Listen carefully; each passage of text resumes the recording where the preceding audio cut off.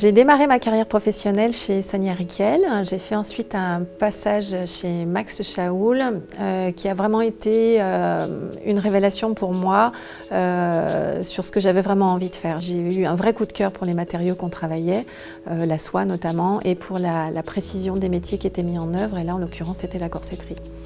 Par la suite, je me suis formée pour devenir modiste haute couture, donc ça a vraiment été un vrai coup de cœur.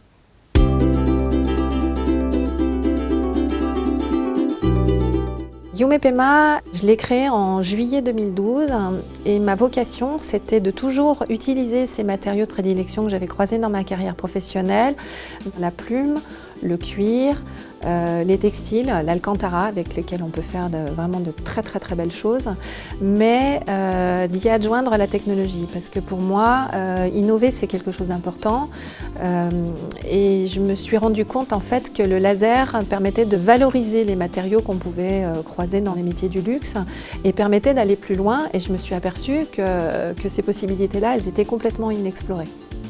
Et puis j'ai eu la chance de croiser Frédéric Volpon qui m'a parlé de son métier d'ébéniste.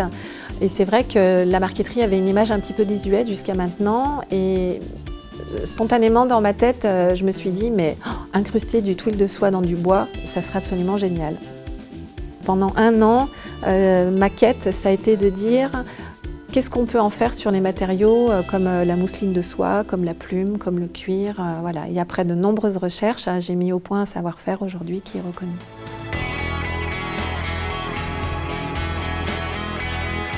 On va utiliser le laser pour creuser la cuvette qui va venir accueillir ensuite le textile. Dans un second temps, on va s'occuper du textile, on va d'abord le repasser absolument parfaitement, on va venir l'encoller et ensuite on va refaire une passe laser pour le graver, le découper.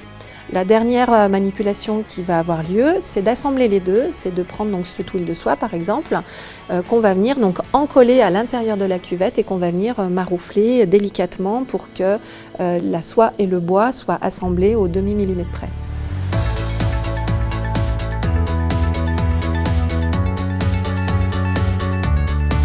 Les produits que je fabrique sont destinés aujourd'hui au secteur de l'ameublement, au secteur du visual merchandising, de tout ce qui est vitrine de joaillerie par exemple, également de packaging.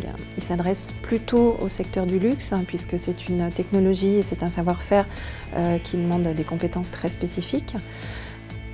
Aujourd'hui, en tant que designer sensoriel, je crée un motif décoratif, j'en fais de la marqueterie.